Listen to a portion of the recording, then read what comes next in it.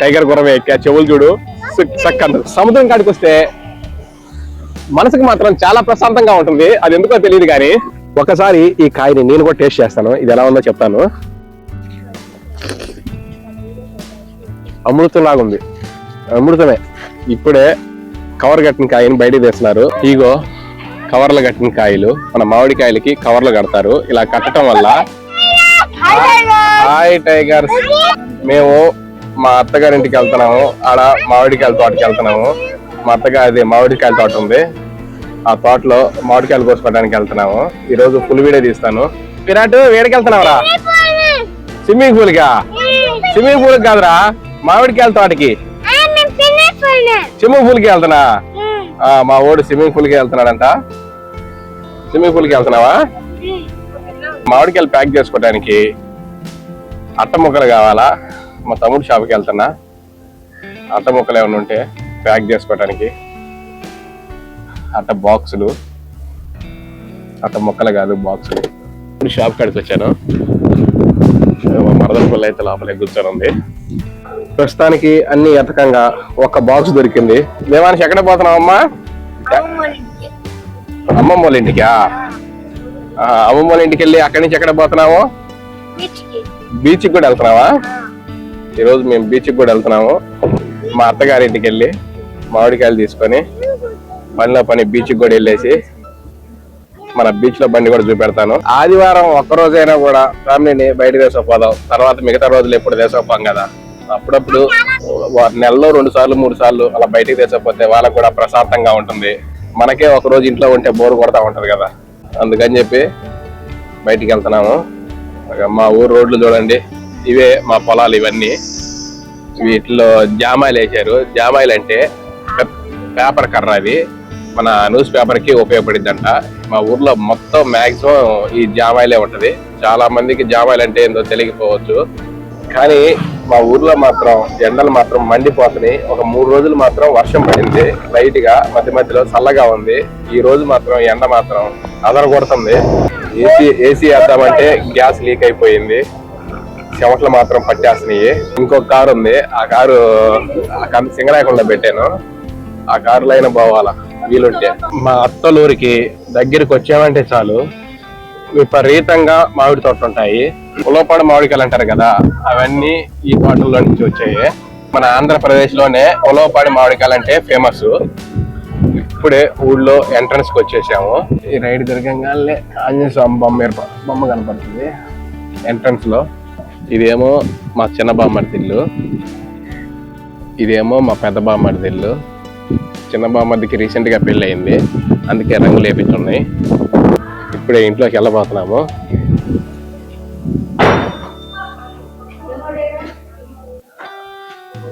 ఇంటికి అడ్డంగా పనుకొని ఉంది ఈమె మా అత్త. ఏందత్త నిద్రపోతున్నావు? మా అత్త నిద్రపోతుంది.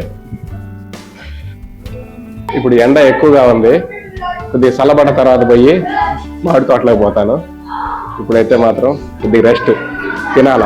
అత్తగారింటికి వచ్చాను. విపరీతమైన ఎండలు కూడా, మేఘాలు చల్లబడిపోయాయి, వర్షం పడుతుంది బాగా. మా వాళ్ళు అయితే మెట్ల మీద ఉన్నారు. మన కారేమో అది చెట్టు కింద పెట్టాను. వర్షం చూడు కొద్దిసేపుకే బాగా పడింది. ఇప్పుడే మళ్ళీ బయలుదేరాము. వర్షం తగ్గిపోయింది బాగా, మళ్ళీ ఎండ వచ్చేసింది. ఇప్పుడు మామిడి తోటలోకి వెళ్ళబోతున్నాము. మామిడికాయలు కోసేయటమే. ఇగో కవర్లు కట్టిన కాయలు. మన మామిడికాయలకి కవర్లు కడతారు. ఇలా కట్టడం వల్ల కాయకి మచ్చ అనేది ఉండదు. ఇక చూడండి, ఇప్పుడు ఒక కాయ చూడు ఎంత నీట్ గా ఉంది, చూడు మచ్చ లేకుండా ఉంది. ఇలా ఈ కవర్లు కట్టడం వల్ల మచ్చ అనేది పడకుండా ఉంటది. అది కాక మామిడి చెట్లకి మందు కొట్టేటప్పుడు కూడా మందు కూడా కాయ మీద పడకుండా ఉంటది. ఇంకా మా వాళ్ళు అయితే మాత్రం ప్రతి కవర్ ముట్టుకుంటానే ఉన్నారు. మా వాడు అయితే స్టార్ట్ చేసేసాడు అప్పుడే విరాట్ గాడు. కానీ విరాట్ కానీ కొట్టు. ఎలా ఉంది విరాట్ అంటే తీయగా ఉందని చెప్పు. ఎలా ఉంది విరాట్? తీయగుందా? ఇప్పుడే కవర్ కట్టిన కాయని బయటకు తీస్తున్నారు. మామూలు కాయకి కవర్ కట్టిన కాయకి తేడా ఏందో చూపెడతాడంట. ఒకసారి చూపెట్టు అంకులు. ఈ కవర్ కట్టిన కాయ ఇంకొద్దిగా సైజు ఉంటదంట మామూలు కాయ మీద. ఇది చూడండి, కొద్దిగా అన్నిటి మీద కొద్దిగా సైజు ఉంది, కలర్ కూడా వచ్చేసింది.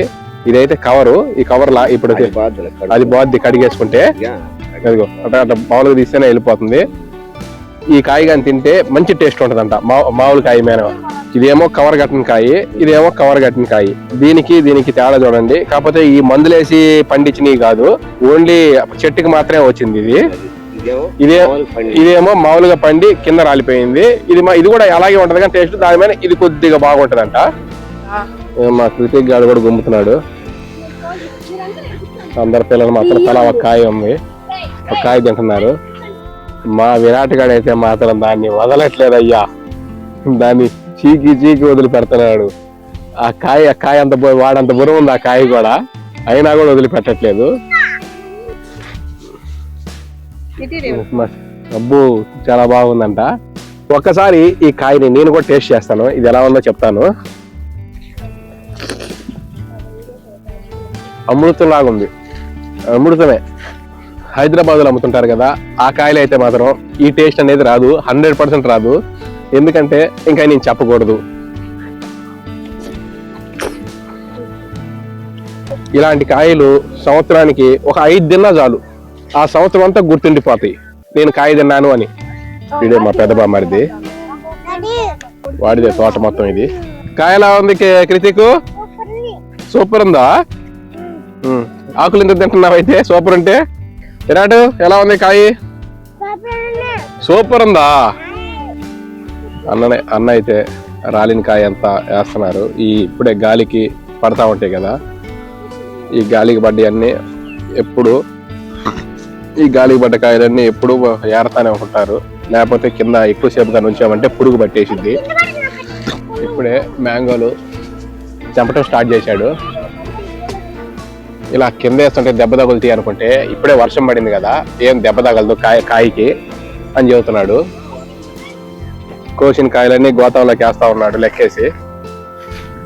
ఒక చేతికి వచ్చి 3 కాయలు లెక్క. ఇవేమో పండిన కాయలు, 2 రోజుల్లోనే తినాలి. ఇవి 2 రోజుల్లోపే తినాలా. అవి మాత్రం ఒక 4 రోజులు 5 రోజుల తర్వాత నిదానంగా పండుతా ఉంటాయి, చెట్టును కోసిన కాయలు కాబట్టి. ఇవి పండి రాలిన కాయలు. ఇవి కాయలు తీసుకొస్తున్నాం ఇంకా గోతాలకు వేసుకొని. ఇప్పుడే తోటలో నుంచి గోతాల్లో వేసుకొని బండి కాడికి తీసుకుపోతున్నాను. కారు లోపలికి రావట్లేదు కాబట్టి బైక్ మీద తీసుకుపోతున్నాను. ఇగో కాయలు పండిన కాయలు. ఇగో కాయలు ఇవన్నీ పండిన కాయలు, ఆ గోతాల్లో ఉన్నాయి పచ్చికాయలు. మామిడికాయలు అయితే డిక్కీలు వేసేసుకున్నాము. మళ్ళీ ఇప్పుడు బీచ్కి స్టార్ట్ అవుతున్నాము. బీచ్కి వెళ్దాం అనుకుంటున్నామే కానీ బాగా చల్లబడిపోయింది, మబ్బులు వచ్చేసినాయి. మళ్ళీ వర్షం పడుతుందేమో అన్నట్టుంది. సరే ఎట్టయితే అయింది, వెళ్దాం, బీచ్కి వెళ్దాం. మా బీచ్ పేరు పాకల బీచ్. ఇంతకు ముందు ఏపీలో ఫెస్టివల్ జరిగింది కదా, ఆ బీచ్కే వెళ్తున్నాము. మా బీచ్ ఎలా ఉంటుందో చూపెడతాను. అక్కడ మనకి ఒక బండి కూడా ఉంది, ప్యాంతారు, ఆ బండి కూడా చూపెడతాను. ఈ రోడ్డు మీద పోతుంటే ఇప్పుడు వచ్చిన ఎదురు గాలికి చెట్టు కొమ్మలు చూడే తిరిగిపోయి వరుసగా. అరే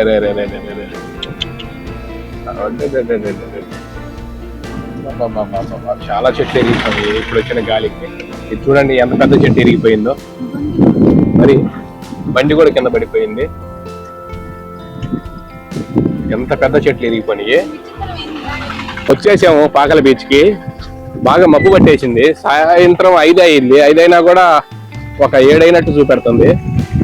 ఒకప్పుడు కన్నా పాకల బీచ్ ఇప్పుడు బాగా అభివృద్ధి చెందింది. మొన్న ఫెస్టివల్ అయిన కాడి నుంచి ఎక్కువగా వస్తున్నారు టూరిస్టులు. దుకాణాలు చూసావా, ఈరోజు సండే కాబట్టి అసలుకి కిక్కిరిసిపోతుంది.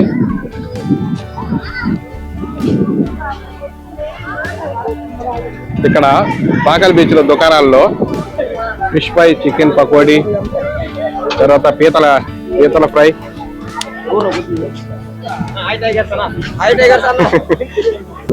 ఇప్పుడే సముద్రం లోపలికి ఎంటర్ అవుతున్నాము. జనాలు అయితే బాగానే ఉన్నారు. అరే గుర్రాలు కూడా వచ్చినాయి. రైలుకి 100 రూపాయలంట. జనాలు అయితే చాలా ఎక్కువగా ఉన్నారు. అందరూ లోపలికి వెళ్లకుండా బయటే ఉంటున్నారు. పోలీసులు మాత్రం వాళ్ళు దగ్గరుండల్లా మాత్రం చూస్తున్నారు, ఎవరు లోపల పంపకుండా. ఇదిగో ఇదే మన బండి ప్యాంతార్, వాడే మా చిన్న బామ్మడిది. ఇదిగో ఈ బండి పైన మన ఛానల్ పేరే ఉంది. ఇదిగో మా పిల్లలు అయితే గుంటలోకి ఎత్తున్నారు సముద్రంలో. పరిగెత్తు పరిగెత్తు పరిగెత్తు పరిగెత్తు పరిగెత్తు. అన్ని గుంటలు పోయినాయి, నీళ్ళన్నీ తడిచిపోయినాయి, చెప్పులు కూడా తడిచిపోయినాయి. ఇదిగో ఇది ఇంకొక బండి, ఇది ఇంకొక బండి వచ్చేసింది. కానీ మాత్రం సముద్రం కాడికి వస్తే మనసుకు మాత్రం చాలా ప్రశాంతంగా ఉంటుంది. అది ఎందుకో తెలియదు కానీ ఎంత బాధలో ఉన్నా కూడా సముద్రం కాడికి ఒక హాఫ్ అన్ అవర్ గానీ వచ్చి కూర్చున్నావా చాలా అంటే చాలా మనశ్శాంతిగా ఉంటుంది. ఇదిగో గుర్రం వచ్చేసింది, ఈ గుర్రం ఎక్కుదాం అనుకుంటున్నాను, ఒకసారి అడుగుతాను కూడా. చూడండి రేట్ ఎంత ఉందో. గుర్రం కాడికి వచ్చేసాము, ఎక్కడానికి ఎంతో అడుగుదాము. అలా ఎంత అన్న ఒక ట్రైలు? పిల్లలకైతే 50 రూపాయలు సార్, పెద్దలకైతే 100. పిల్లలకైతే 50, పెద్దలకైతే 100. ఇద్దరు పిల్లలకి 100. ఇద్దరు పిల్లలు వస్తే ఒక 100. ఎంత దూరం పోతారన్నా? సంబంధం ఓహో, ఇంచుమించు ఒక 200 మీటర్ పోతారు, 200 మీటర్స్ వస్తారు, 400 మీటర్స్. కొద్దిగా సేఫ్టీగా తీసుకెళ్తారు. వీళ్ళైతే మాత్రం కింద పట్టుకోవాలా తీసుకుపోతారు. ఒక్కొక్కసారి జలాలు కానీ ఎవరు లేకపోతే మనకే ఇస్తారు, అదే ఆటోమేటిక్ గా తిరిగి వస్తాయి అంట విజిల్ కొట్టేస్తే. ఒక్కసారి మనం కూడా ఎక్కి చూద్దాము. ఈ గుర్రం పేరే టైగర్ అంట. మన ఛానల్లో నుంచి పిలిచేదే టైగర్ కదా, ఈ గుర్రం పేరు కూడా టైగరేనంట. ఇది కూడా ఒక మంచి విషయమే. ఇప్పుడు తర్వాత మా పిల్లలు కూడా ఎక్కిస్తాను.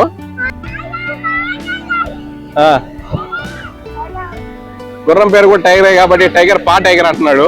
ఇంకా మా చిన్న పులి ఎక్కబోతున్నాడు విరాట్. విరాట్ ఎక్కువ. మా ఓడి కొద్దిగా కూడా భయం లేదు. నువ్వు ఒకడే పోతారా? ఒకడే పోతా. మా ఓడు ఒక్కడే పోతాడంట. ఇదిగో గుర్రం చూడండి ఎలా ఉందో, ఎలా ఎక్కుతుందో. విరాట్ ఎలా ఉంది చెప్పమ్మా? బాగుందా? గుర్రం ఎలా ఉంది? సూపరా? సూపర్ ఉందా? అందరూ ఎక్కండి పాకల బీచ్ వచ్చినప్పుడు. ఇప్పుడు మా మిస్సెస్ కూడా ఎక్కింది.